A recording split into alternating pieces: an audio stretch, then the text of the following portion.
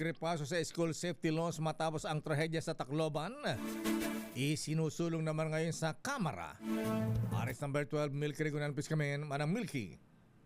Nakayateya, dapat alamin kung epektibong may patutupad sa mga paaralan ang mga batas at programang nakatuon at sa kaligtasan at kapakanan ng mga mag-aaral. Nakapalaw ito sa House Resolution 1147 ni Representative Brian Poe na SP3 Panday Bayanihan Party List kasunod ng shooting incident sa isang paaralan sa Tacloban City. Pinarerepaso nito ang implementasyon ng Anti-Bullying Act, mga emergency response protocols sa mga paaralan, mga programa sa mental health, at ang umiiral ng juvenile justice system.